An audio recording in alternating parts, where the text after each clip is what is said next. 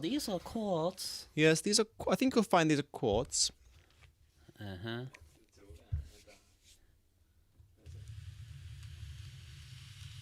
Can do this. Obviously. And they cannot touch. Oh no, I can't do that. It's too much talent. Da er vi live. Jeg drar på vid. Der. Er vi slått av kanskje, eller er vi ikke det? Nå er vi det. Like, ride with me if you ride with me, you can slide with me if you feel like 550 in the 5 sticky, come get high with me, that's a deal, right? Ride with me if you ride with me, you can slide with me if you feel like 550 on the 5 sticky, come get high with me, that's a deal, right? That's a deal, right? That's a bet, right? That's a bet, right? That's a deal, right? That's a deal, right? Huh? You're not supposed to. Now we are. Oh. Hey, what Testing. episode is this? Oh, 40 something. That's like the only thing. That's the last thing we need to remember. and we always forget. 45. Let's go. I send you the link, and let me quickly share. This is manually. This will be automatic in the future, everyone. So bear with us. This is manual. We are live. Yeah. Boom. Booyaka booyah. Boom chuck. Right. Let's share this around. Yes. Number 45. Welcome to Hakeslepp number 45. We are here live in person. Ken's on the spaker. And Mr. Andy Moore. That's my name, yeah. How you doing? Well, I was uncertain. No, the reason why you hesitate is because over the last, I don't know, decade, I've used a number of different pen names, and you've been through that process. So you're like, what's his name again now? Like, officially, like my real name is Andy Moore. My mother calls me Andrew. So Yeah, there you go. Yeah. And if your name is Andrew in England, you'd be Andy every time, yeah? Or no? Yeah, in England, it's just, I'm sure it's the same in Norway, but in England, everyone sort of gets a nickname. Yeah. So, like, Richard is Rick, Andrew is Andy, Robert is Rob. Not all names, but, like, my brother's called Gary, and there's no... Oh, Gaz, they call him Gaz a lot, you know? Okay. So it's quite common in England that every name has the shorter nickname version. That makes sense. Is it the same in... Same in Sweden. But not Norwegian? Maybe. I mean, not Mort? really. Mort? Nah, no. I've been called many names, but not Mort. No. Mort? No, okay.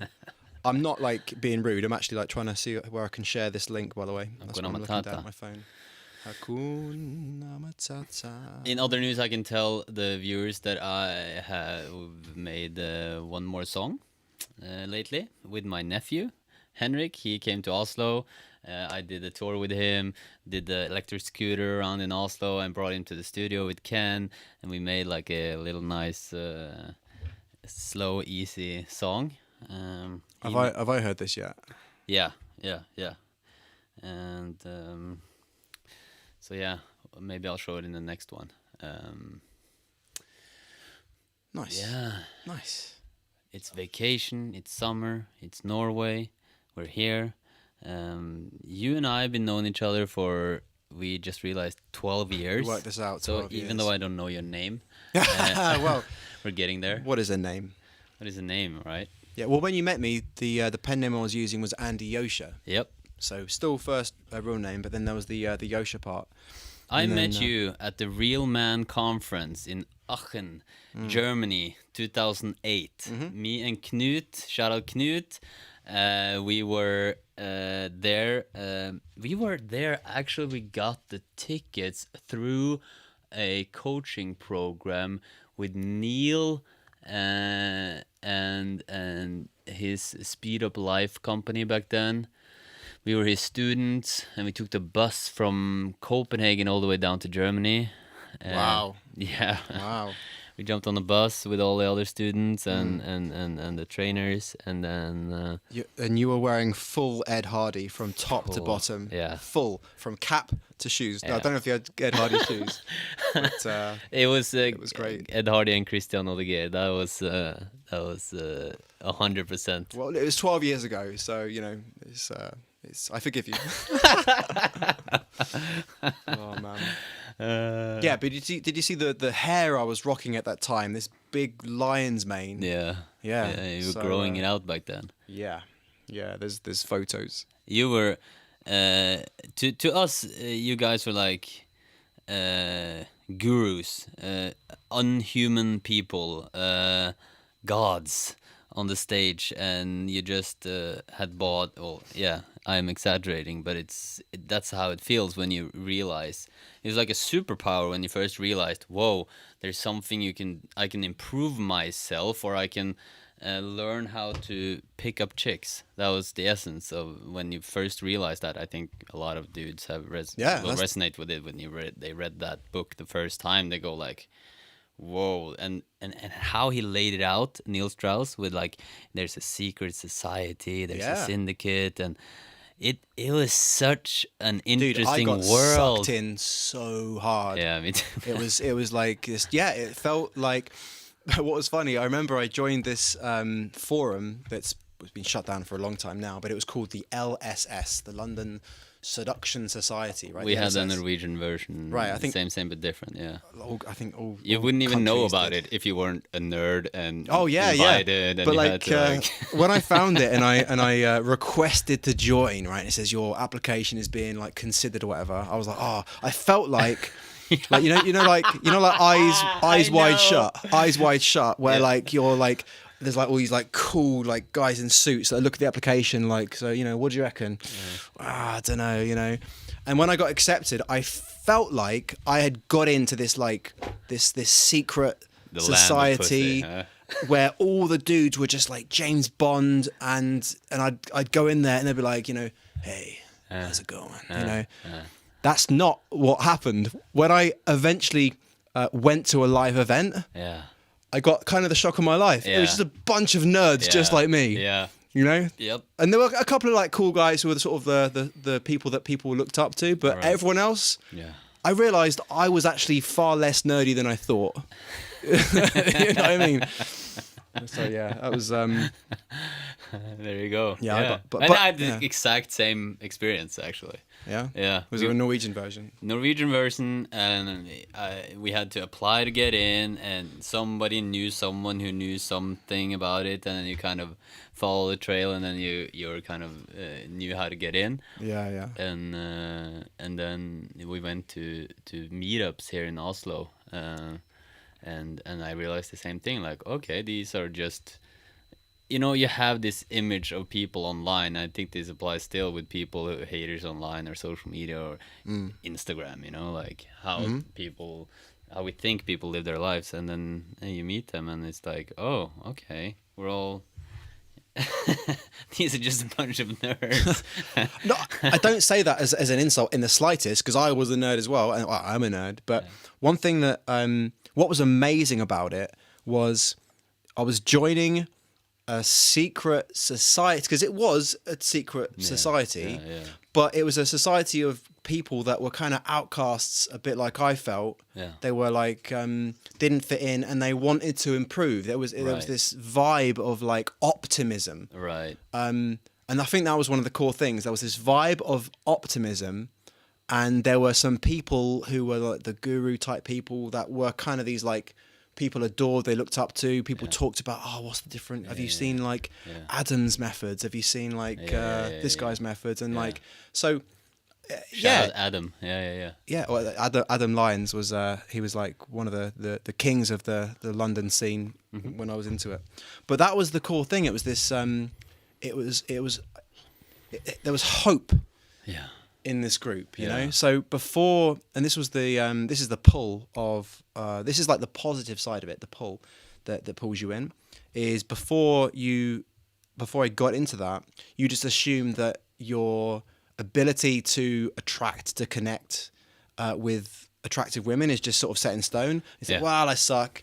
Well, more than that, you think it's because of outside things. You think it's because of the way you look, or you think it's because I'm ugly, or because of whatever, right? Because that's obviously, what else is it? But then you get into this area of knowledge, and you learn, no, it's not. It's because, you know, all the psychology around it, of how you behave around women. And then when you meet people who you think, he's not that good looking, and like someone that you think wouldn't be very successful with women if they're not very good looking, let's say, or they're shorter or whatever, and then you see them around women, the women are laughing, and it breaks, like, oh, you know what I mean? Yeah, 100%. This is all breaks the belief you had previously, yeah, and the general systemized the general what should I call it, the A4 normal perspective of how life works is you look at how Hollywood movies, then you think, okay, you need to look like Brad Pitt, or you need to act like Johnny Depp, or you need to, you know, have certain upbringing or certain that it's set in stone, and go into a world like this. That was, I feel, maybe the most valuable thing with the whole community, is just challenging beliefs and constantly getting new inputs, new perspectives, new ways of kind of. Shout out to the old-fashioned chalices. Yeah, man. And it sounds drinking like a cup of tea with the British. I know, right? Bloke. It sounds like you got sucked in as hard as I got sucked in, and I went all in. I mean, Me too, you know, man. like what started off as like this book is interesting. I'm so Fast glad forward. I did, though. I'm Oh, so glad I yeah, did. of course. I mean, when I first started, yeah, so much to talk about that shit. yeah, we could probably talk about the entire podcast. I don't know if you want to, but like, No, yeah, I think like, it's fun. Yeah, go ahead. By the start was like, oh, that book sounds interesting, and the end was having the #1 global company that taught men how to approach women during the daytime. It's like, you know, you went hard, you know. Yeah. But it just spoke to a deep need that was inside me. You know, like being unable. What do you think that is? Well, it's from being bullied and stuff at school, and just feeling inadequate or unattractive or having low self-esteem. You know what I mean? So when I found this stuff, it was just like, this was designed for me. I was sucked in so hard. I was set for a career in creative advertising. I'd spent 3 years at university studying advertising and art direction, another year in Cornwall, which is like southwest of England, doing a postgraduate diploma in creative advertising, and then I went to London to seek my fortune, to seek out a career in advertising. But I've discovered the game on the way. And as soon as I discovered that, the destiny was set. I ended up quitting that to go into this full time. Can't believe how similar stories we have. Because for me, it was the same with film photography. And I'm still using film. Obviously, I'm on film right now. And you're still using design. You have designed the logo behind you. Yeah, I designed banner. this. I designed this. Yeah. Well, was this the event I spoke at? I think I'm not sure. I don't remember, to be honest, but one of them. I think it might have been. I'm not sure. Yeah. I'm pretty sure it was, actually. Yeah. So yeah, I designed that. So yeah, like we use the skills. It's like, we've learned, we you use know? the skills we learn and kind of went on this same journey and went full-hearted and all in, and ended up running companies that went in that community, world viral or whatever. We've been on weirdly similar sort of similar journeys. Yeah. You know, and maybe we can talk about that. You know, probably not a good idea to talk about pickup the entire time, because we've moved on, haven't we? Like it's not something that's part of our lives anymore. Apart from, you know, we're still men, but it's not like you're not a dating coach. I'm not a dating coach. No, I retired from that, like officially 5 years ago, maybe. About it kind of 4 years ago. drifted for me. It drifted into different like I always not always, but during the summit times, it became more and more about personal growth, and then it became more and more about spiritual growth, and then just now it's more. I'm just the only thing that interests me is like, who am I? You know what I mean? This world philosophy in general. But then I go full circle and I start getting interested in relationships again, and then dating might come up again, and then kind of I see it as the wheel of life. It'll come and go in a way. I'm still like if I meet someone and they are struggling in their interactions with women, I still very much enjoy passing on what I know. Right. You know what I mean? Yeah. But I think with me, one of the biggest things that made me move away from the whole thing was if you want to call it an industry, was just getting all weird. It was getting darker. Like, when we first started, like I don't know if you ever saw the first like the early version of the website, which was it was daygame.com, which I don't own anymore, by the way. If anyone goes to it, I don't own that anymore, but that's what it was. Or it was Daygame TV in the very beginning, and it was all colourful and fun, and the whole vibe was like because to me the game was like done in nightclubs, right? Yeah. Whereas what we were creating was you can do it in the daytime. Just go and speak to us. It almost like felt like the good side of the force, the light side. You know, not saying like chatting to girls in clubs is obviously still fine, but it felt very fun. But then over the years, it just our competitors were putting out videos that made everything look really seedy and dark and weird, like filming pickups all the way, taking them back to the apartment and following them into the apartment. It started getting really weird. That's just like one of the things that was one of the reasons why I wanted to get out, but it was there. It was like, it was, you know what I mean? Do you feel that happens with a lot of things? Some idea becomes kind of saturated and then cynical and not deep anymore, if you understand my question? Yeah, well, because the company was called Day Game, it was therefore automatically associated with pickup because it's Day Game, the game, right? Yeah. But my interest started to veer away from the pickup stuff, and I was getting more and more interested in the deeper side of things, like the underlying psychology behind self-esteem, behind masculinity. And I started, I wrote a book which is on that shelf over there, and that was the second pen name I went with, which is Aslan Claymore. And that was after I sold the Day Game business. So shout out Red Knight, for sale, Amazon.com. Haven't you read that book? I've actually heard it on like an audio book like 5 years ago or something. Yeah, man. Yeah, I did an audiobook as well. So Aslan Claymore was the pen name. He was praising you the other day about this book, and I only read like 20% of it myself. He hasn't read it. I'm just being honest. No, I read 20% of it, and sometimes I open it, and it's been in my van for a long time. You know. Yeah, I'm proud of it, man. There you go. 50 pages of there it, you man. go. Look at that. Yeah, man. Yeah. So that was me exploring masculine archetypes. So that and the brand I came up with, the concept is the concept of the Red Knight, and it refers to a ancient fairy tale called, well, in German it's something like Iron Hans, but it translates to Iron John. And there's a book called Iron John by an author called Robert Bly, and it's a fairy tale that essentially sort of maps out the masculine journey from boyhood to, and there in the story there's these three knights: the Red Knight, the White Knight, and the Black Knight. And it's meant to symbolize the three stages of masculinity. So the book is called the Red Knight, which is the first stage, because the biggest problem with modern men in terms of their interaction, ability to interact successfully with women, is they skipped the Red Knight phase. They were shamed out of it or pressurized out of it, or they didn't have maybe they didn't have a father, or the father was absent or something, and the mother is therefore like oppressing the wildness, the violence, the sexuality, all that kind of stuff. The animalistic. Yeah, like behave, get down from there, don't do that, So the Red Knight phase of the masculinity is kind of like hopped over.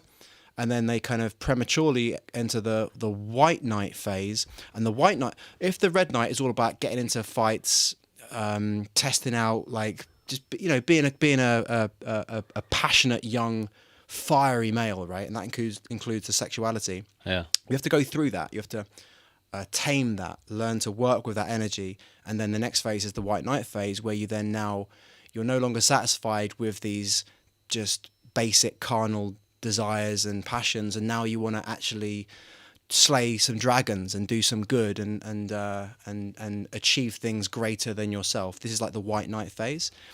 But if you've skipped the black knight phase, now you're going to try and attract women with your outer worldly achievements, which is the white knight phase would be that, but except you haven't got this inner fire, this power, this tamed power within you. It's a dormant, untapped, unrealized power within you. So that's why you see people thinking that the way to attract women is through material pursuits and money, and that's someone who lacks that. And this is, I think, very, very common.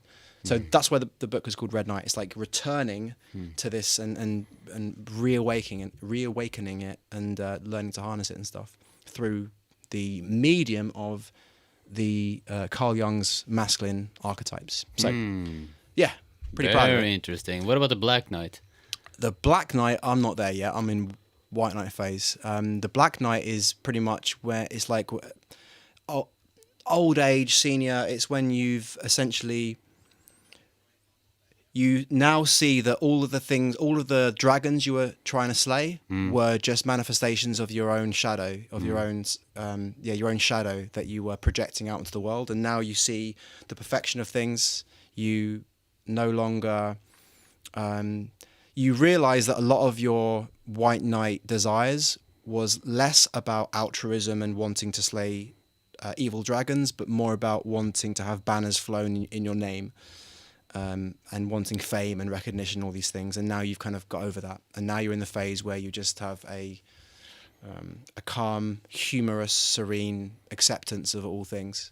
I'm not there yet. That's like the.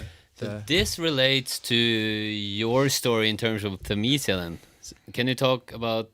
Okay, so Thamisia, without spending 6 hours talking about Thamisia. Yeah. You started a blockchain project, and you've been working on it for like 3 years, day in and day out. Technology project on blockchain. The long-term ambitions are for it to be built with distributed ledger technology that might be blockchain. It might be something else, but as of right now, it's just an application. It's a prototype that I was building for about 4 months, I think. But it's just it's centralized. It's not built on blockchain because that requires knowledge I don't have. Right. Yeah. But the idea is to, how I have understood it, the idea is to find objective truths, or at least get people to agree on what is true. Yeah. Do you want to hear about it? It's I can go deep. No, I want to have that as a context for your personal transformation in terms of letting that go. Yeah. Because now it's a new chapter. Yeah. So well, I mean, really, like the stuff I was doing at Day Game was about discovering what was true around the idea of what women are attracted to, and how can you approach a woman in the daytime and come across as funny and attractive and charming and all these things. Like, so there was that discovering of what's true about that, and then sharing that. And then Red Knight, the same, but it's now deeper, more psychological. So it's still about like me. Like when I started writing Red Knight, I didn't know where exactly it was going to go. I wanted to explore the psychology of attraction. That's what I started with, and then I discovered through the process these archetypes and what I call the Red Knight model, because I wanted to know, like a lot of the stuff with the Day Game company, all of the courses I ended up creating. The first one was with my colleague Yad. The next one was called the Girlfriend Sequence, and it's essentially like step by step how to go from the first date to the point where you could become boyfriend and girlfriend. And every program that we made was with a particular person. So the Girlfriend Sequence was with someone else. Then another program was with someone else. These were like on my team, my instructors. The reason why I made any of them was because I wanted to know what they knew. I made the day game blueprint with Yad because I wanted to know what he knew without having to sit down with him for hours and hours and hours. Like we were friends and we were building this thing together, but he hadn't really spent a lot of time I wanted to break down what he was doing, right? So we built a model that was me interviewing him, breaking down what he was doing. I wanted to know what was true. Same for all the products. It was always me wanting to break down what they were doing because I wanted to know what the truth was, and then, help people by passing that on. So same with Red Knight. So with the Mesia, it's we haven't got time to talk about the entire crazy thing, but it started off with a growing unease about what was happening in the world in terms of do I want to go into this? Do I want to go too deep? Okay, I'll skip the first part where I kind of go into really, really deep stuff, and I'll just keep it shallow, and you can ask me questions if you're interested. But essentially, the idea was there is an objective truth, I believe. Now, that can be contested. People can argue about that, but I believe that there is an objective truth. We are having a conversation now. Like, I think that we can agree on that. Now, is this a simulation and we're not actually having a conversation, or am I nothing more than a projection of your own mind and only you exist? Like, fine, but that's not really functional. It's not really useful to think like that. I think we can all agree that we all share an objective reality. We are having a conversation right now. This is a microphone. This is a medieval-looking cup that I'm drinking tea out of. So I believe there is an objective truth. So, but when I look out in the world and you have one person over here who is absolutely certain that this is true, and then you've got this person over here that is certain the opposite is true. Now, both those things can't both be true.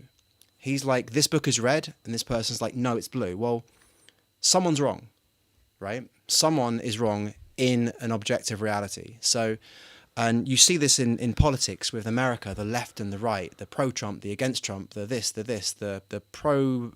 You get the idea, right? All these people. So it's like someone's got to be wrong. I mean, I'm not talking in terms of like opinions on ethics or morality or things like that. I'm just talking about like, did this happen? Like, did this person say this thing?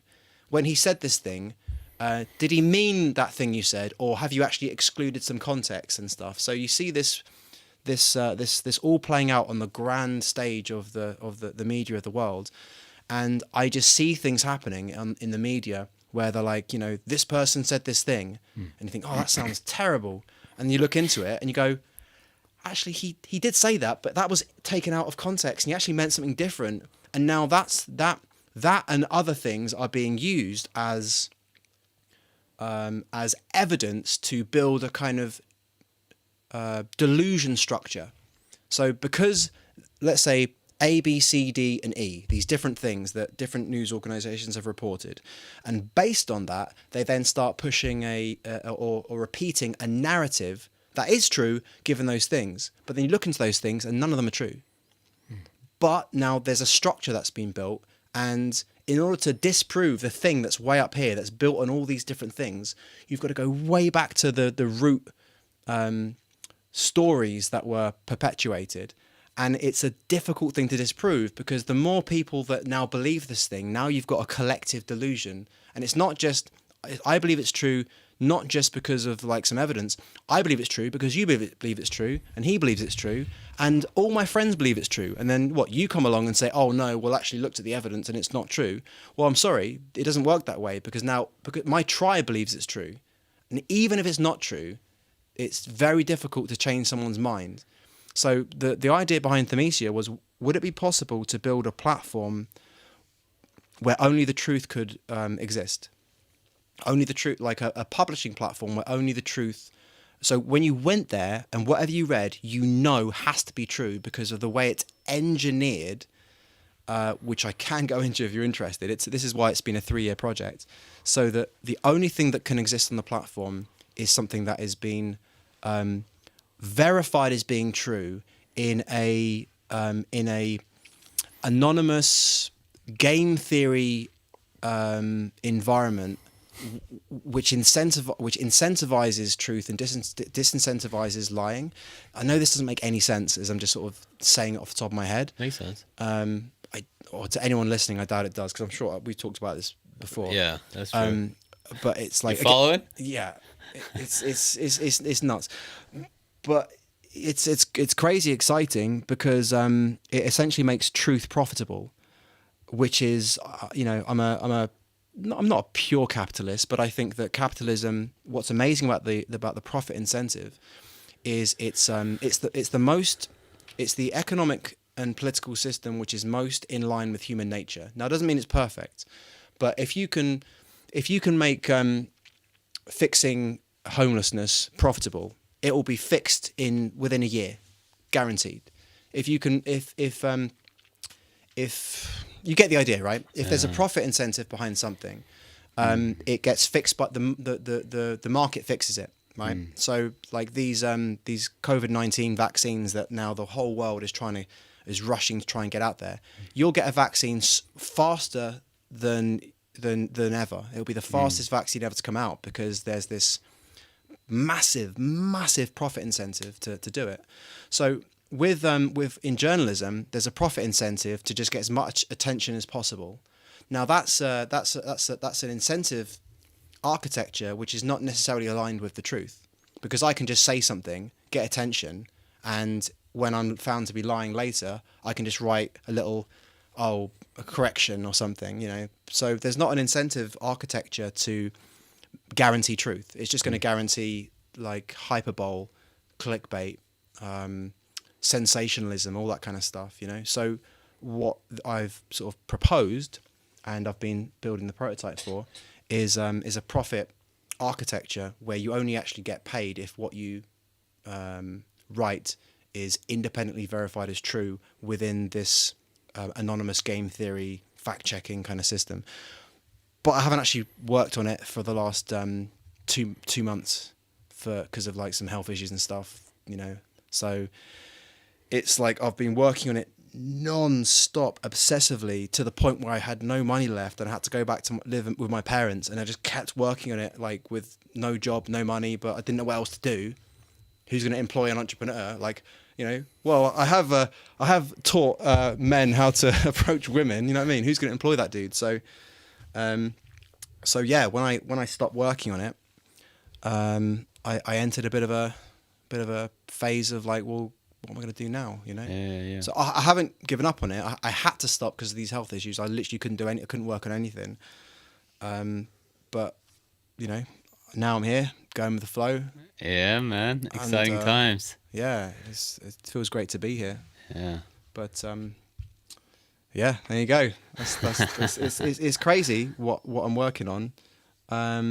And part of me feels sad that I'm not working it right now. But we were talking about this the other day. It's like it's such a big idea. And I don't say that with ego. I just mean that technically. It's like it's such a big idea that's trying to solve like one of the biggest problem. Like I think the biggest problem that society has is that the biggest problem of humanity is corruption, and corruption is a natural occurrence for any power that centralizes. It's just a law of nature. So that's why the American system, when it was first conceived, was an attempt to protect itself from human corruption. That's why you've got the separation of powers, the executive, the judicial, and what's the other one? I always forget that.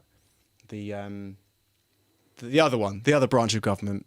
And wherever you look in the system, you can see how they've tried to create that separation of powers. You've got the Congress, but you've also got the House of Representatives. Sorry, you've got the House of Representatives and you've got the Senate. So you've got these two different branches of the Congress that they both have to agree before new bills can be passed into law. There's all these things that the way they set it up to protect against what they knew was a natural thing in humans to become corrupt.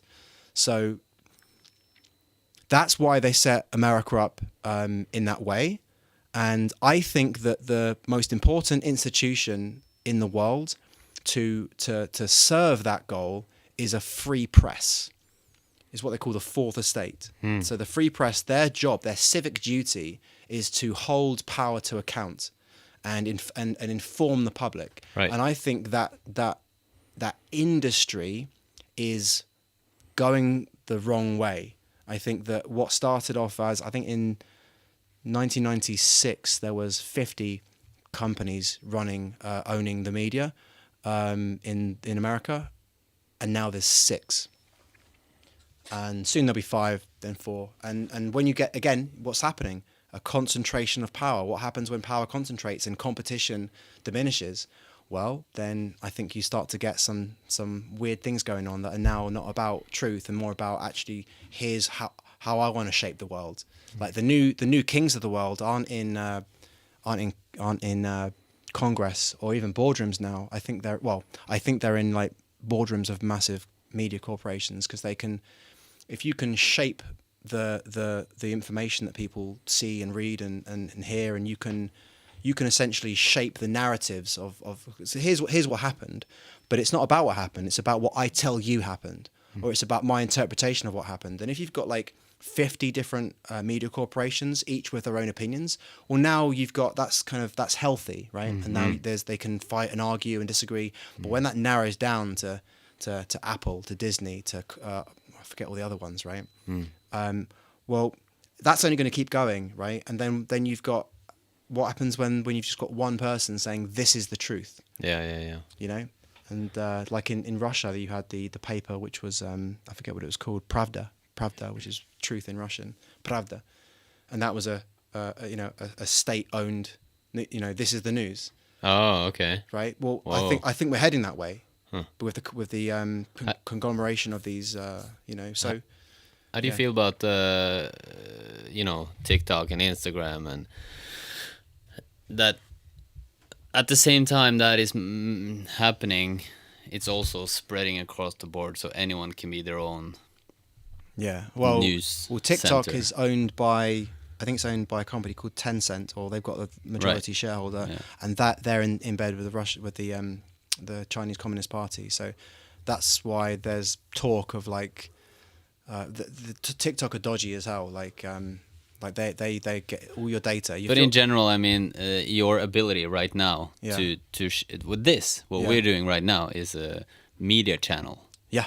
And that's happening too, and people are able to share their truths. Well, unless your truth is, it's not politically correct, in which case you might get banned. Right. Yeah. So, or you say, so the problem is like... It's like almost free speech. Well, no, it's not free speech. It's not free speech. Like, the problem is like, free speech is nasty. It's dirty. It's like free speech means that you got to accept someone saying some dark, horrible shit, right? So free speech isn't like I'm a big free speech proponent, but more in the I'm like in the Jordan Peterson camp. I don't know if you know much about him or what he thinks about free speech, but it's more about we think by talking, by speaking. We think by speaking, and the only way we can arrange our thoughts and really come to know something is by speaking. And if the government can control or limit what you can say, then they can control and limit what you think. So, and also speaking is the best tool we have to arrive at truth. Like we speak and we have uncomfortable conversations, and some of them are dark conversations and very, and maybe terrible things are said, but in the end, the degree to which you limit what somebody can say is the degree to which you limit the amount of truth that can ultimately be that can manifest from that interaction of voices. You know what I mean? So the desire for people to feel safer and more comfortable by saying, well, you can't say this, or like that term which I hate, which is, this is hate speech. Because the problem is, even if the intentions are good, it's like, let's say like racist stuff, right? No one wants to hear people like say racist shit, right? But the danger of saying, well, the government is now going to say that, if the government is going to say racist speech is hate speech, and that's now outlawed. Well, the problem is, now what you've done is you've opened a door you can't close. The government can now say, what is hate speech? Well, what happens when the next guy wants to add a few more things onto this, right? Right. Let's add a few more things. And before you know it, it's now hate speech to criticize the government because it's hateful. It's like once you've opened that crack, it's either all speech, it's either it's either free speech, it's either I'm allowed to say anything I want as long as I'm not inciting violence and all this kind of stuff, which means everyone's got to develop a tougher skin, right? And even that horrible man over there saying the racist shit, it's not nice, right? But to me, the alternative is giving the government the authority to essentially say, this is allowed and this isn't allowed. Because once you open that doorway, given enough time, in that not allowed part, we'll be criticising the government. Guaranteed. It's almost like just add time. Because one thing gets added, it starts off like no racism. Everyone's like, oh, fine, yeah, who wants to hear that shit? Add one more thing. Let's add transphobia. You can't misgender somebody, even if it's by accident. And then there's another thing. And it's like, how much can happen in a decade? How about 20 years? And before you know it, like, you criticise the government, hate speech. What happens then? You're in prison? You see what I'm trying to say? So I don't like people saying horrible shit, but to me it's like, it's black or white. It's either that or authoritarian government saying that you can't say that stuff, So where do you think we are in 20 years? Or say 50? Do you think? Well, my real question is: do you think the world is going more and more shitty, or better and better? In some ways, I think it's getting better and better. I think we're gonna, like, the next 5 years is gonna be like the next decade, definitely, right? It's like shit's gonna go down. It's either gonna It's either gonna go down or up. Yeah. I mean, that's obvious, right? Down, but you know what I mean? Not necessarily. Yeah. I don't think it's going to go sideways. I think something's got to give. I feel like right? I've had this feeling since 2010 though, or since 1998, to be honest. Like 2 years from now, the world's gonna end, or something's gonna happen, and then I don't think it's going to end. 2000 comes, and then nothing happens. 2012 is gonna happen. Something crazy is gonna happen. Nothing happens. I was doing ayahuasca on the night of 2012 December. What was it? 20? Yeah, whatever? Something. Something Yeah. like that. Yeah. No, yeah. I was doing ayahuasca in Peru as it was. Yeah? Yeah. We decided. What a great idea. Yeah. Tell me about it. How's the experience? And the world didn't end.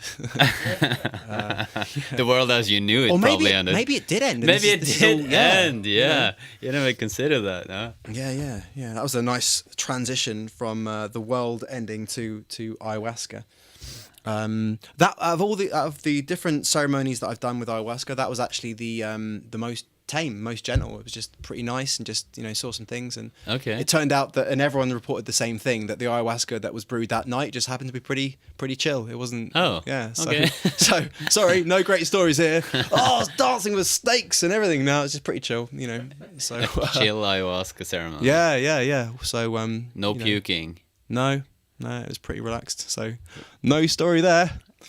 But that was part of the bigger adventure that was Peru, which was like a 2-month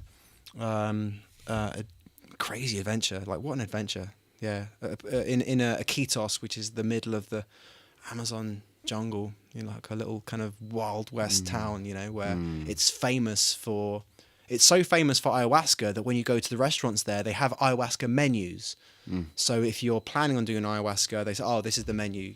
So there's when you're planning to do ayahuasca, you have to go on the dieta, the diet, which is, if I remember correctly, just like no spices and no seasoning, salt, pepper, and all these, like, low fat and all these different things. So you go to any restaurant in Iquitos and they've got the ayahuasca diet, the dieta, so you don't have to worry about eating the wrong thing.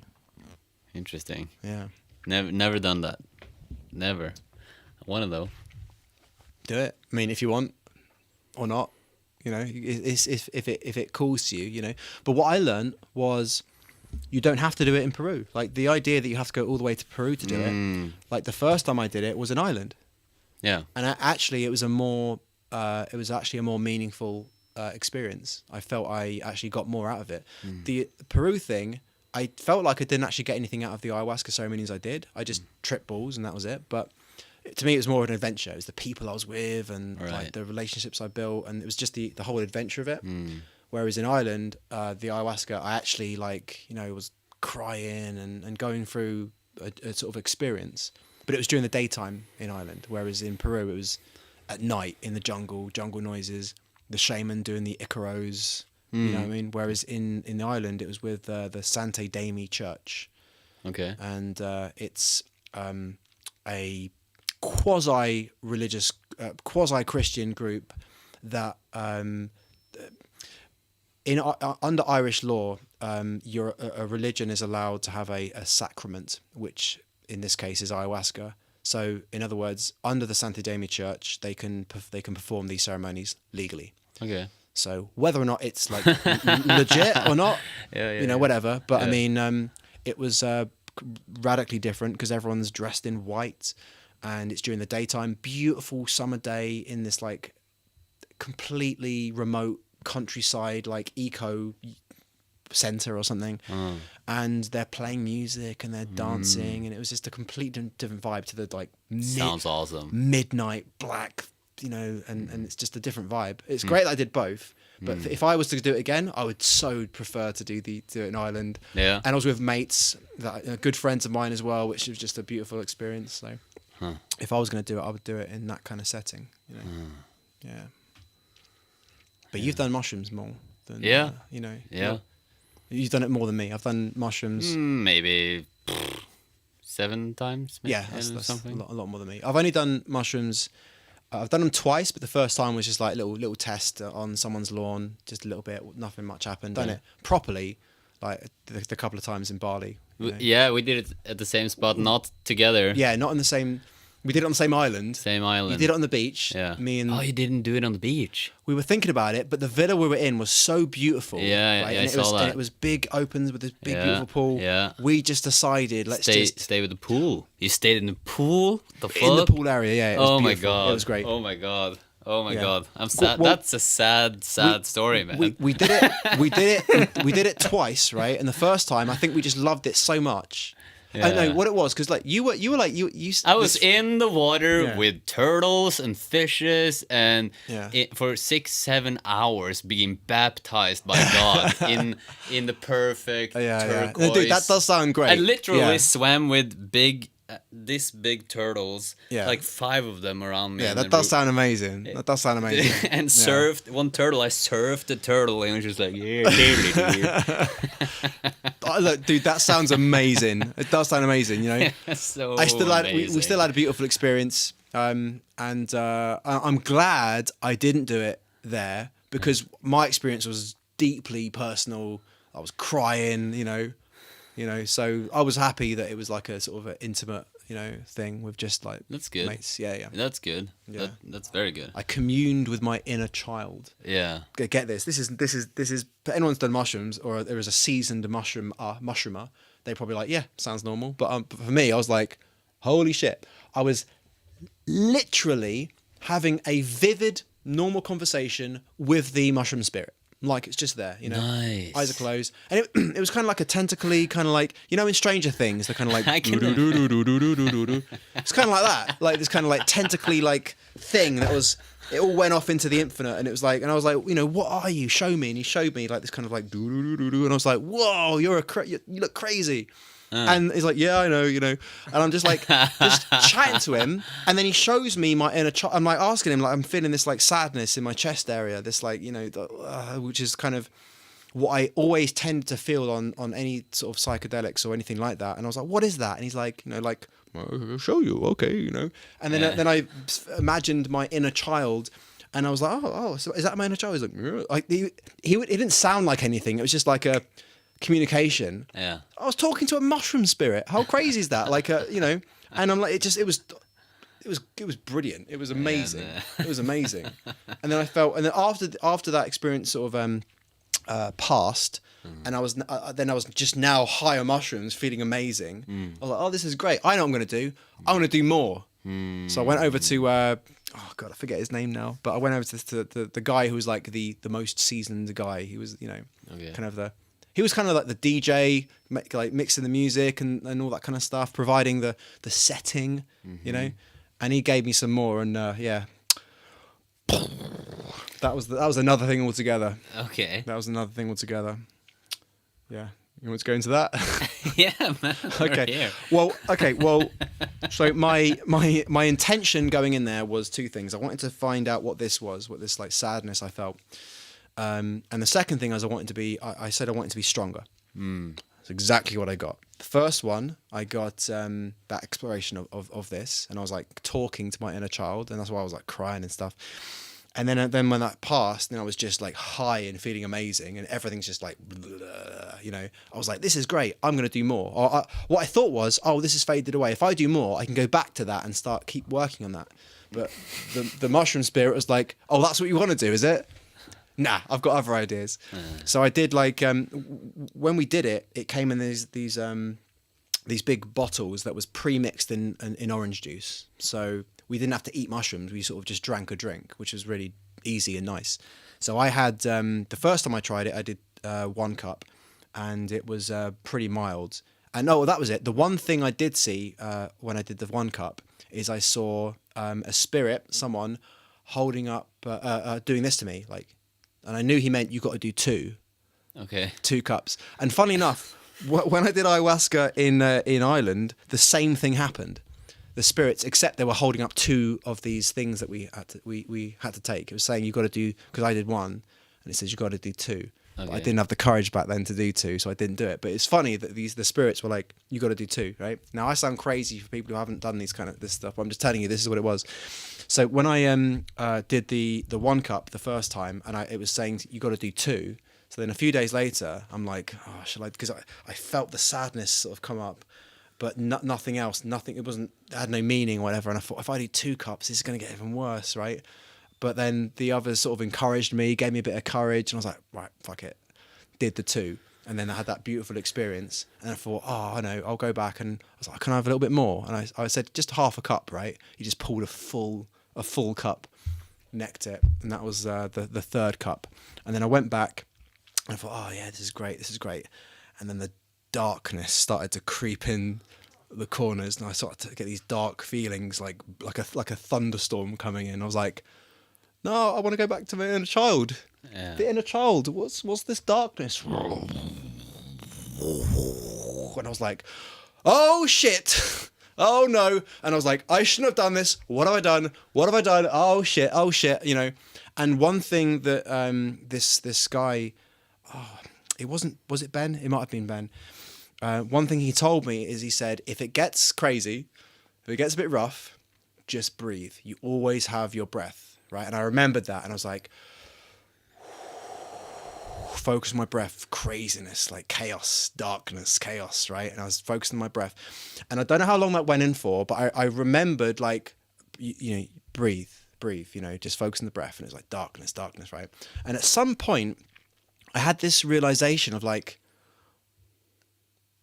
I became aware of the witness of this experience that had remained completely unchanged through the entire thing. And I said, what did I say? I kind of got into this kind of warrior posture of like just focused on this stillness and this breathing. And I had this realization that it wasn't in words. I just recognized this isness that was there, my consciousness, my awareness, whatever it was, the stillness, the I, that was just there through the entire chaos, just there, not unchanging through this. Like, even though I was kind of emotionally like, oh fuck, but there was an immovable, unmoving isness of me in this experience, and I recognized it. And then the mushroom thing said, yeah, and still you stand. Those words, and still you stand. No, it was all this shit I've just thrown at you, and still you stand. And then I was like, I get it. You can never be broken. I get it. And it was almost like the mushroom thing, like, put a stripe on me, like, well done, like you did the experience, you got through it, kind of thing. It was like a warrior initiation, and I was like, oh, that's the second thing I wanted. I wanted to be strong. I wanted to be stronger. And it's like, well, how do you be stronger? You got to go through some shit. You know what I mean? You've got to be tested. So it was a lot harder, but I came out the other side, like, I was like warrior, you know? Yeah. It was pretty cool. That was my mushroom experience. That's a fascinating story. Yeah. I love how that's amazing when you talk about standing still in the storm. And like I touched upon, pointing to who we are consciousness, and that was you said unshakable, constant awareness that we are, and that is always there. It's always here. It is isness. Yeah. And it's unbreakable. It's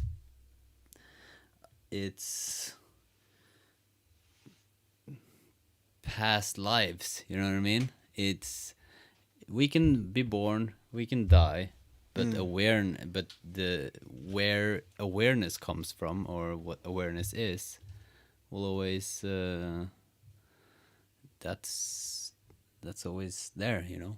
Do you want to hear my theory of what happens when you die? Sure. It's a theory, right? I'm not trying to start like a religious cult, right? So, you know, when you go to sleep, right, and you sleep for, let's say, 8 hours and you wake up, or even better, have you ever been under any anesthetic and then you sort of wake up, like, you know, hours later or whatever? Yeah. All right. So, your experience of that time passing is nothing, right? So, in fact, if we could do, if I could just like hypnotize you, snap my fingers, and you fall unconscious, right, and then I'll wake you up tomorrow, your experience would be just instant, like as if tomorrow it's tomorrow like this, right? Well, when you die, time ceases to exist. In fact, when you die, for you, time ceases to pass, right? So let's say it was possible for you to die, and then for us to somehow, let's say you can freeze people's cryogenic freezing, right? With the idea being that they think that at some point in the future they can unfreeze them, and they'll have the technology to fix whatever they died of, and they'll continue living. You can do that. You can get your body frozen when you die, right? Well, what would be the experience of that person? He would die, and then he'd wake up, like 1,000 years later? The idea is that, right? He'd wake up 500 years later. Well, if you keep extending that into the future, right? Your experience, the second you die, the whole universe will end. Do you get what I'm trying to say? Like, a billion, imagine how old the universe is going to be before it finally, what's the science on that? Is it going to like retract and then come back down into a one big crashing thing again, or is it going to continue expanding? I forget what people have concluded, but let's say it just eventually all comes back and then it crashes back in, right? So when you die, you will go back to that final moment in the end, because time doesn't exist for you. So in other words, when you die, you go, again, assuming the universe is going to contract back in and go back to the singularity. When you die, because time is no longer a thing, you will go straight to that singularity, which is God consciousness. In other words, when you die, I'll be there. Yeah. That's assuming you die first. If I die first, right, as soon as I die, you'll be there. Everyone I love would have been there, and all the planets. Saturn will be there. Africa will be there. This book will be there. You know, just I'm like physically. This isn't like a spiritual thing. Like physically, all the atoms in the universe. If the universe does expand and then slowly come back together, and it's like a cyclic thing. I don't know if that's true, by the way. There's probably some scientists or science people interested. Are like, that's not how it works.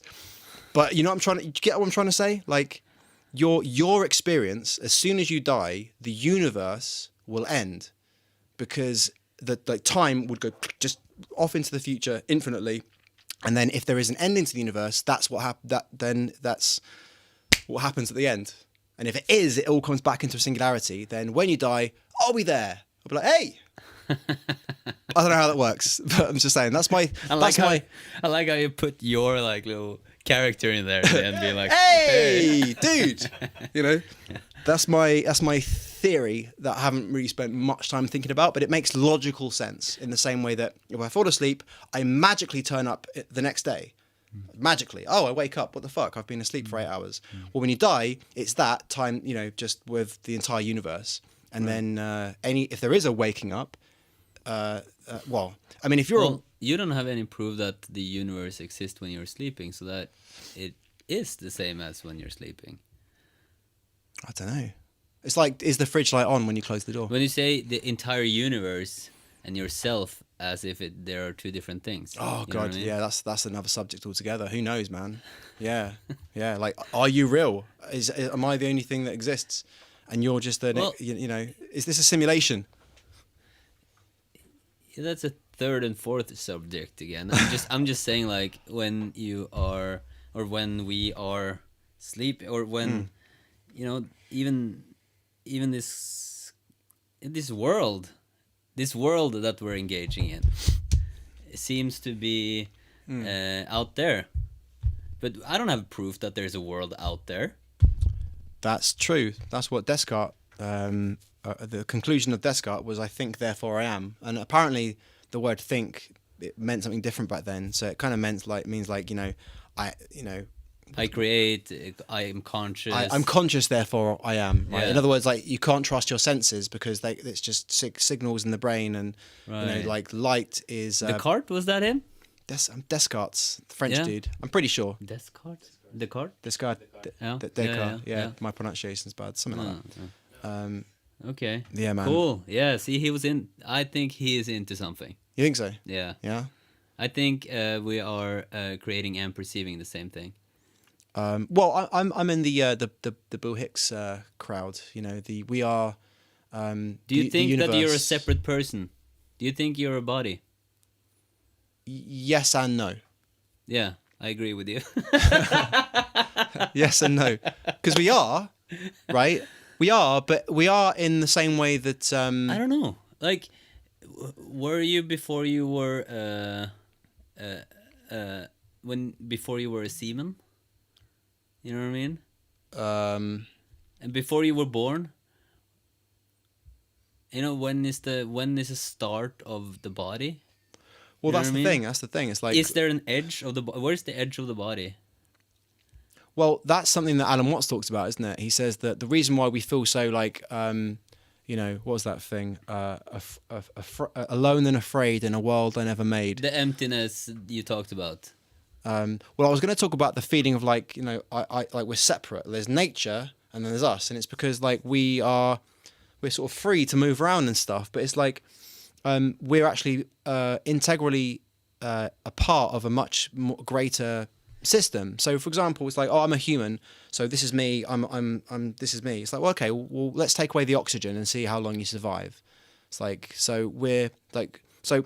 How long do humans survive? You mean? Well, I mean, we need oxygen, right? And so well, you say we as in the human, or we as for now, I'm just talking about you and me humans, right? So, like the oxygen goes into our lungs, right? And as soon as it's in our lungs, it gets put into our bloodstream, and the bloodstream, you know, eventually, and the food as well goes into inside us, and eventually kind of becomes our cells. If we don't have those things, we die. Right. But so we are intricately connected to oxygen producing. What's that system? What creates oxygen? Photosynthesis. So photosynthesis in plants. We need that to survive, and they need carbon dioxide to survive.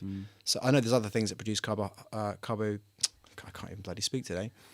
Carbon dioxide, but I'm saying like we are deeply integrated into a complex bioecosystem, and also it even conceptually, in order for me to exist, you have to exist, because if I'm the only thing that exists, if I'm the only thing that exists, there's no such thing as I. You see what I'm trying to say? Right. If it's all one. You see that that tapestry thing there, right? If that was the only thing that existed and there was no edges, right, and it just went on forever, there's no such thing as a tapestry or whatever that thing is, right? Let's say that was a painting. If the only thing that exists is a painting, there's no such thing as a painting.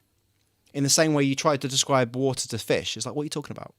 It's like, water. Well, point to this water. You're in it. It's like, what do you mean? You know. So for you to exist, I have to exist. Other people have to exist. Well, the water is real though. For the fish. Yeah, but you know that as an external observer, right? As an external observer, if from the moment you are born to the moment you die, you are within a thing that you call water, and there's no way to escape it. How can you observe it? How can you judge it? What do you compare it with? It's like us saying. Isn't that what waking up is? Going from inside the cube to realizing you are the cube. Yeah, if a fish could come outside and look at it and go, oh, that's what you've been going on about, water. But if you're in it and there's no way to get outside it's like, there's all kinds of things you can kind of compare it to. But it's if you're inside it and there's no external references, then it has no meaning. Water has no meaning to a fish. It's a meaningless idea. It's like what you're talking about, you know? And it just in the same way that if I'm the only person that exists, then I don't exist. Because for me to exist, there has to be something which isn't me. Yeah, from a dual perspective, from a human perspective, yes. Yeah. So in the same way, like life only has meaning because of death. Like life only has meaning. If there was no such thing as death, right, and we had been alive infinitely into the past and would be alive infinitely in the future, that for a start, there's no such thing as life anymore. What do you mean life? How do you explain life unless you have something which isn't life? It has no meaning anymore, right? There's no such thing as life if there's no such thing as death. And also, then life has no meaning. Like, you know what I mean? Yeah, and I don't know if life has a meaning, except the meaning we apparently, for me, or like we apparently give it. Like find happiness, I guess. Do stuff, make podcasts, and make music, and have sex. Yeah, well, there we go. Conversely, if the only thing you experienced was happiness, there's no such thing as happiness anymore. Right. Like, Yeah. what do you mean? What does this thing happiness? You know, happy, feeling good. What do you mean feeling good? If you've only, it's like that thing of I think I said this to you earlier. If you're born blind, sight has darkness has no meaning. What do you mean black? Because we know black because we know sight. Close our eyes, now we see black. But if you've only ever known blackness, you there's no experience of blackness, because in order to experience blackness, you have to experience light. You have to experience non-blackness. Make sense? Makes sense. It's like if somebody who's born into insane wealth will never experience being rich. I would You just see what I'm trying call to it. say? Yeah, I would just call it an effect. It's kind of like that dualism thing. It's like like technically, yeah, I'm rich, but if I'm born into extreme wealth, I will never know the feeling of being rich, because I've never experienced not being rich. You know. I get you. In the same way, if you were born the most handsome man in the world, right? You never experience. Oh, maybe this is a bit of a weird tangent, but going back to the rich one, if you're born poor and then you become rich, that person experiences being rich in a way that the person born into wealth will never ever experience, unless he loses it all and has that that hero's journey of going into the ashes and then comes out at the other end. But you see what I'm trying to say? It's that dualism thing of in order to experience red, there needs to exist blue and yellow and green, because if red is the only thing that exists, then there is no longer a thing called red. Right. Does that make sense? But there is no a thing called red. Really? Oh shit, we just went one level deeper. Well, subjectively, this book is red. I'm subjectively experiencing that. Of course. You know? Yeah. So 100%. But like before you say something, or before you think a thought, where is that thought? There is the nothingness. There is the creative space. There is the ether. There is the unperceivable. And that's real. That's who we are. But the book's still red, though. Yeah. You know what I mean?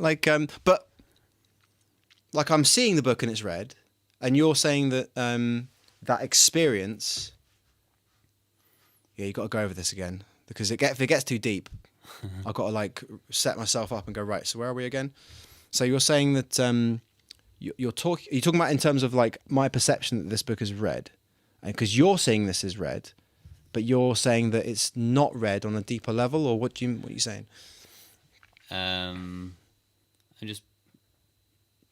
First of all, I don't have the answers. Neither do I, dude. But what I'm trying to kind of play with is... That's a good way of looking at it, yeah. Is is well, one time I woke. I had a dream, and I don't remember how I fell asleep or if I was awake or asleep. And it's a true story. And in that dream, I was nothingness. I kind of. See, I've never experienced that. How do I explain this, or I'm gonna try to put this in words. But one day I kind of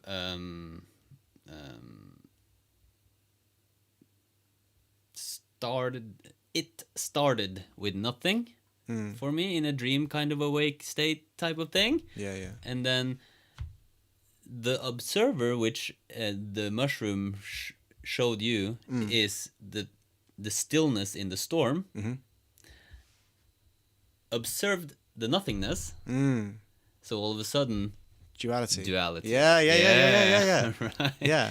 And what happened immediately after duality is there was the one side of duality, or what should I call it? The one thing and the other thing. Yeah, and the yin, the yang, that's the symbol. Yeah. What happened? The one penetrated the other. Yeah. And from there was an exponential Fibonacci sequence of that turned into the room I was lying in. Fucking hell, dude! Like you had your own little mini Big Bang session. That's but dude, that's like, why. Here's the thing, though. The knower was the nothing. So, and that's why it's so interesting when I'm freestyle rapping, or if I'm just running in the woods, or having fun, or in the flow in some way. When you're surfing a wave, or it's in the backseat of the experience. In a way, it's not my intellect who is always constantly proactively making stuff. That's not how life works, apparently, in my experience. It's that's a secondary. The intellect is a secondary. It's coming from somewhere. We kind of like if you hold a candle and in a room, and in the room there are holes in the walls, it's gonna shine out of the room, and there's gonna be shadows, but that's all different perspectives of the same candle. The candle is it's what's real, and the perspectives are the activity of consciousness. Does that make sense? Yeah, well, yeah. I mean, as far as I'm able to make sense of something like that deep, man. But yeah, man, I'm with you. I'm well into it. It's Love like this conversation. Yeah, man. But it's related to like Neil Donald Walsh in his books, his Conversation with God's books. One really nice little parable in there is the parable of the candle in the sun, which is like this. It's like the candle's there in the sun. It's like doo, this is great, and it's like, oh, do you know what? Like, I know I'm the light, but I want to experience it. I want to experience being the light. And God's like, you sure? Like, yeah, I want to experience being the light. I've got to send you out into the darkness for that. It's like, what's the darkness? It's like, oh, it's pretty scary kind of thing, but you'll be all right, but, once you're out there, you'll experience yourself as the light, because now you're in the darkness, and it's the same kind of thing that I'm essentially talking about. Like for that candle, for that light, for that flame, the flame in the sun, for it to recognize and experience its flameness, its light, it can't do so when it's in the sun. It has to go out into the darkness. So, and that's the whole idea that Alan Watts is all big into this kind of stuff, 100%. of talking about like, let's think about this logically. If you are an all-encompassing, omnipotent, omniscient, I think that's the word, being, right, and you are everything, and there's nothing that you are not, nothing that is. All that stuff, right? You're everything. Well, you can't then experience anything. You can't experience anything. Well, then I get you. Yeah, you're jumping from non-dual. You're kind of jumping perspectives. Well, I'm describing the non-dualism, that whatever that is, right? Yeah, but when you're describing it as something separate of you. Well, no? I'm trying to describe. I'm trying not to do that. I'm trying to say that, like, in the beginning there was God.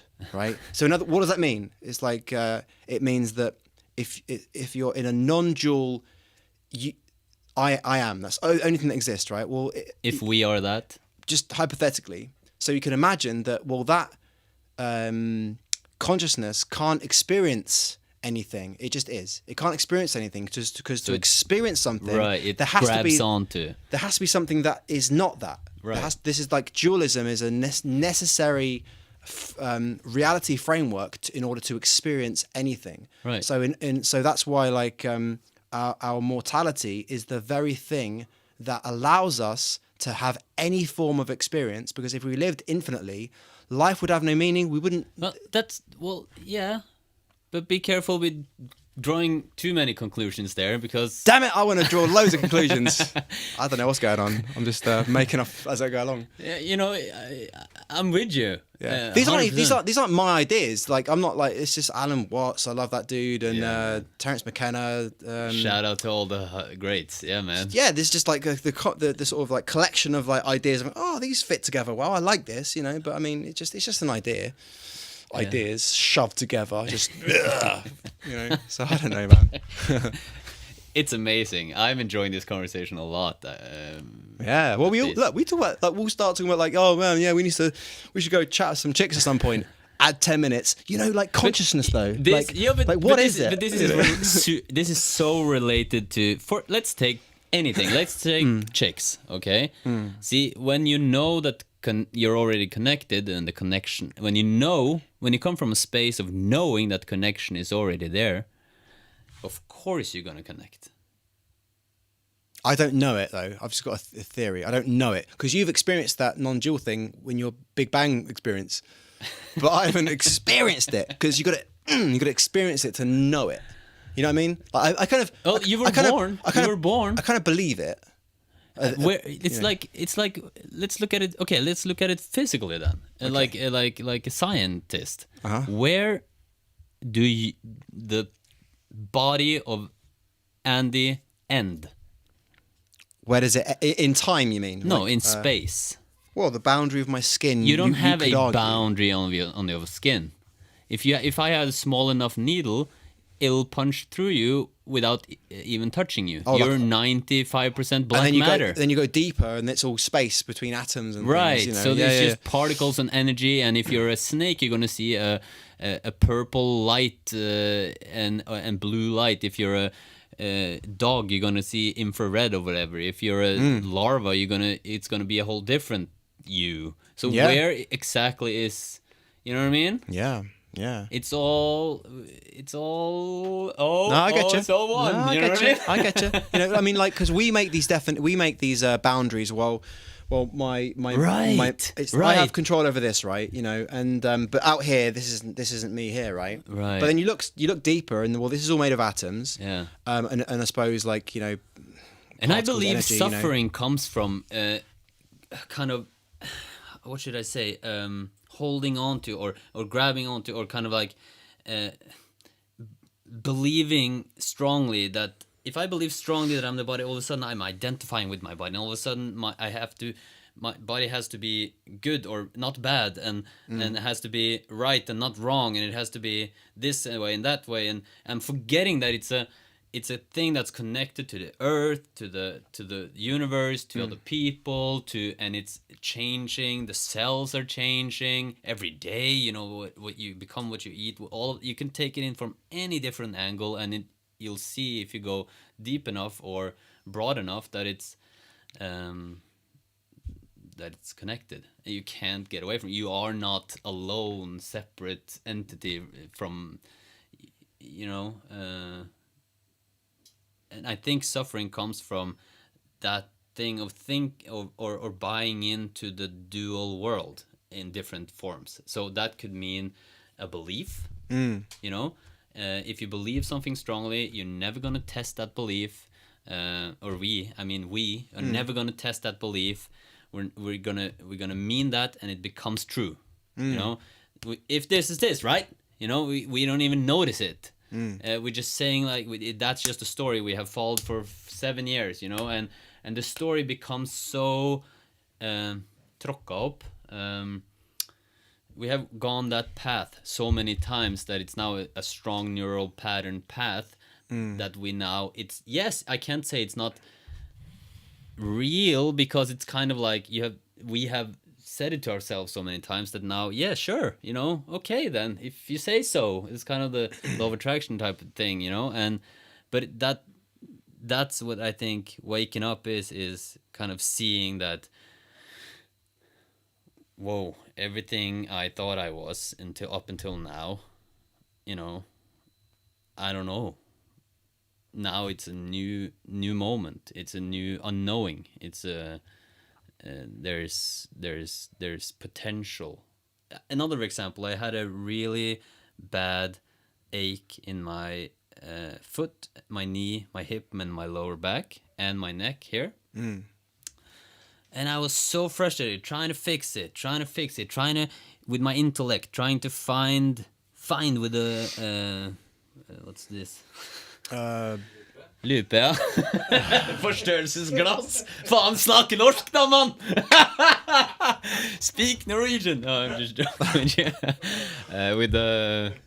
What's this? I don't know what this is. You look at it. Oh, a magnifying glass. Magnifying glass. My brother from another mother. How hard was that? Yeah, you know, and searching for a solution with the magnifying glass, and not realizing that you know, I was the solution was already holding the magnifying glass, you know what I mean? Or another example, like another metaphor is a dog running after its own tail, not realizing it is its own tail. So the faster you run, the faster the tail's gonna go. You know what I mean?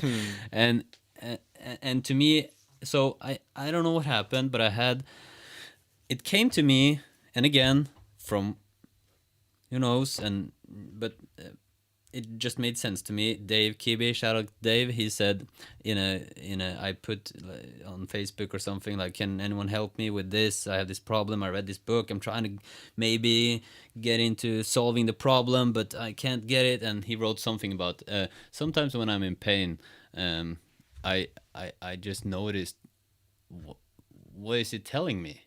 And I hadn't had that perspective before. It wasn't any particular profound or anything. I just hadn't heard that perspective before. So I was like, okay, what is it trying to tell me? And we were in Spain, and I sat down on the couch. And for once, I actually focused on it instead of trying to not focus, trying to do everything else, then focus on it. Trying to undgå. I'm looking to him for like English translation, and he's like, You were trying to not avoid it. Avoid it. That's the word. Yeah. Okay. Yeah, man. I was trying to avoid it all the time, and now I didn't. I just sat down on the couch and I said to myself, okay, let's just do nothing, be quiet, see what my body what shows up.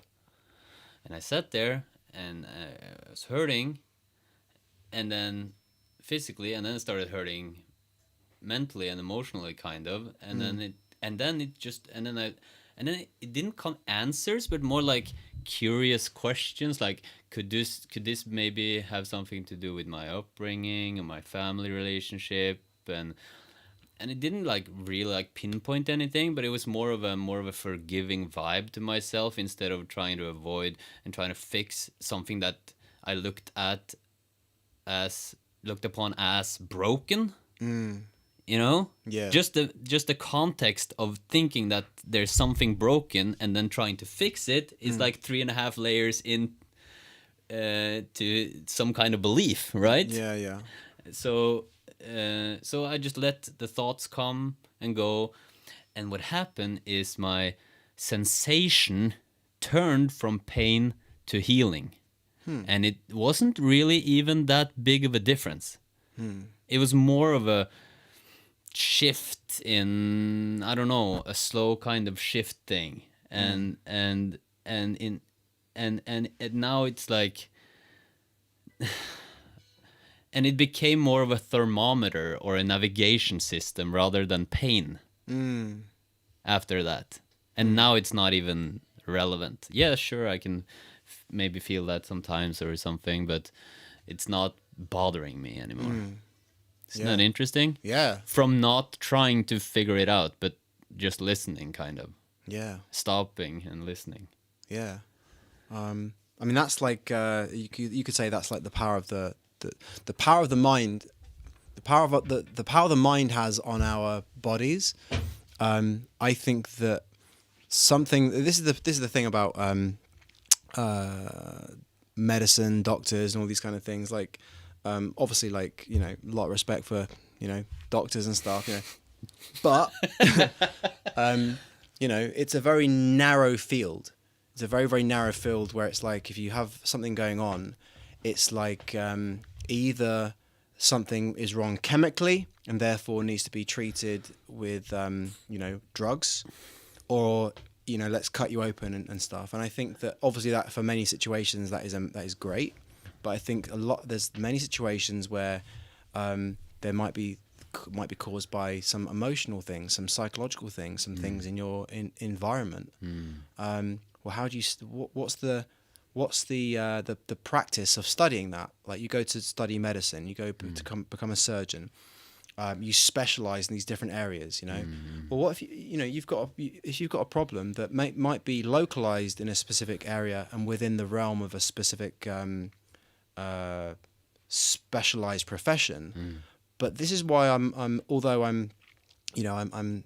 if I had a problem that was in a specific area, I would go seek out that expert, but I wouldn't just limit myself to that expert. I'd want to go see also a holistic doctor that is looking at things from a more, taking a step back and looking at all of the body's systems. And I think, like anything else, you're going to find, like, even like, you know, terrible doctors, terrible specialized doctors, and you'll find terrible holistic doctors and stuff. But I reckon, and I haven't actually worked with any holistic doctors, but I reckon there'll be some great ones out there, because that's just the Pareto principle of the dispersion of you know, good and bad and all this kind of stuff. So I would be interested in seeing a holistic doctor as well. So it's like, look, I've got this problem. What's your take as someone who focuses on like the whole thing? You know? Yeah. It's like if there's a problem in a company, like you might bring in a specialist who specializes in the area, but you also want to bring someone in who can look at the entire company and go, right, because this is happening here, but it might be caused by something over here. Yeah.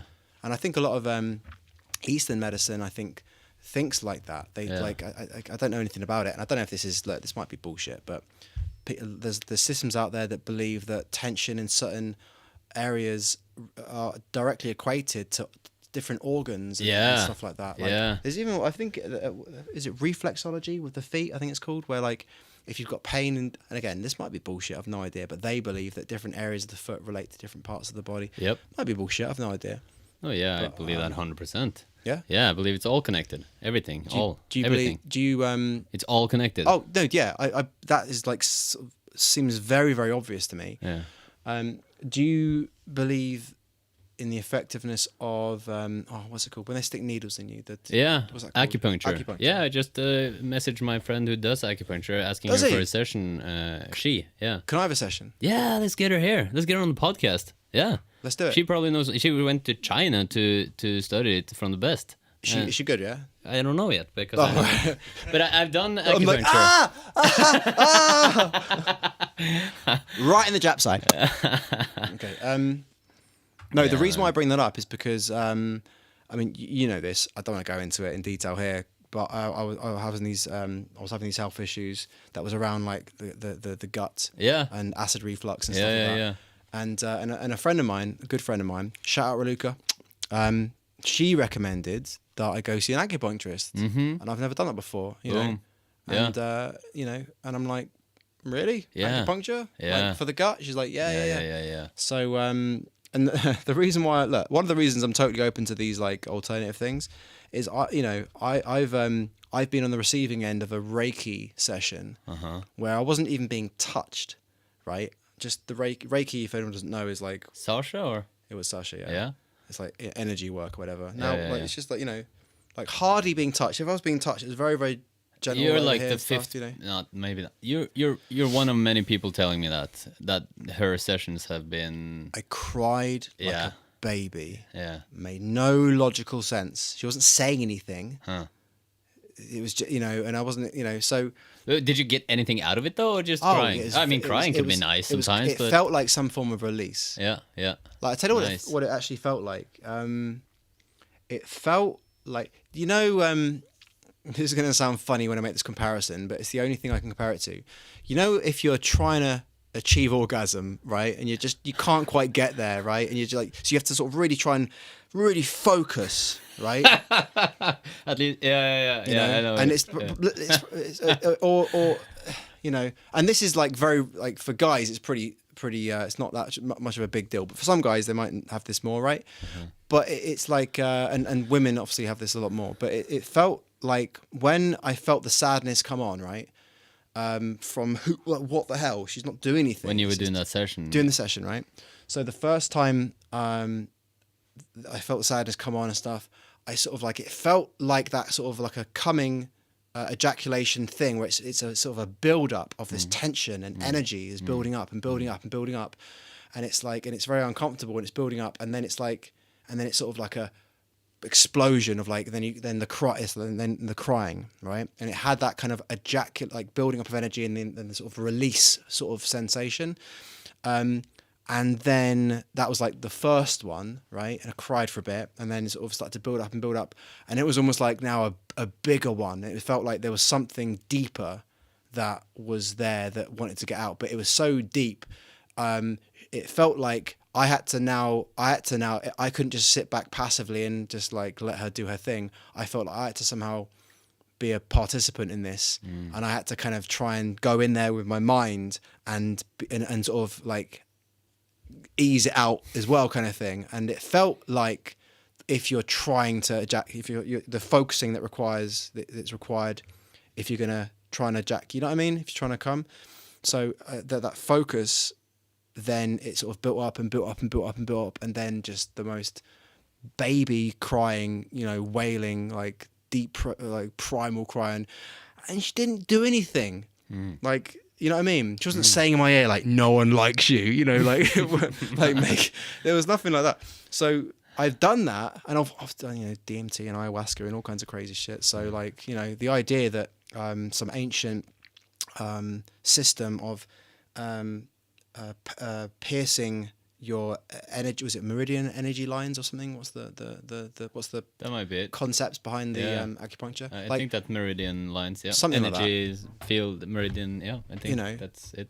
So like, you know, if I can talk with a mushroom spirit, then that can man, you know, like then, I also, you know, I like to go the holistic way of I've actually had a resistance to going the doctor way because I've been so maybe brought up with or had experiences with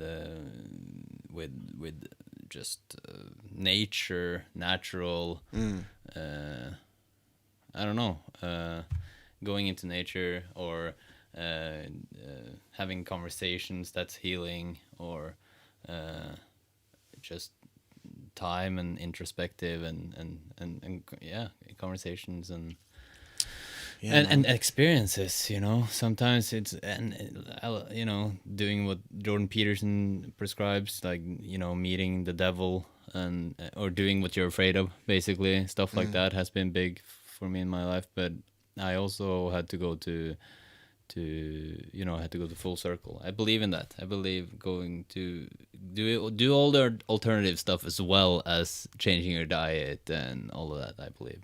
Yeah, I'm with you, man. Yeah. How are we in battery? How are we in time? Yeah, I know. 1%, 89. Okay. Oh, this microphone's got 1% battery? No, the camera. Oh, okay, cool. It's good. We should do more podcasts. Yeah. Let's do it, man. Well, I'm here now. You got me over to Oslo. So, yeah, we haven't even talked about that. Like, we work together now, and we flew you over here, and we haven't even like, I haven't even told, like, you know, Mats, Navid, Björnar. There's people you know here, you know. Oh yeah, that's around. Yeah, man. there's a bunch of people that probably loves to see you, you know. Yeah, and well- we'll do podcasts. Yeah, well, you're going off to Spain tomorrow. Yes, sir. So send them all messages. Say, come around, you know. Yeah. So, Yeah. but yeah, dude, like we could just talk for a long time. You know, there's just so much. Whenever we talk about it, there's no end to it. You know. man. But yeah, we work together now. We work for a pretty amazing company that we both. It's pretty cool, man. And Yeah. you got me in there, you know, and you know, it's Just paying it forward, man. yeah, man. So Yeah. next time we can talk about van life. Yeah. Yes. Yeah. 100%. All right. Okay. Any plugs? Any of this? Jesus Christ. I Have don't I know. got any players? If you wanna make money online, contact us. Booyaka booyah, motherfuckers. And then other than that, shout out Ken, shout out Tess. Tess. Yeah. And I love you. We love you. Love you too, man. See you soon. Thank you for this great conversation. Yeah, cool, man. Bye, everybody.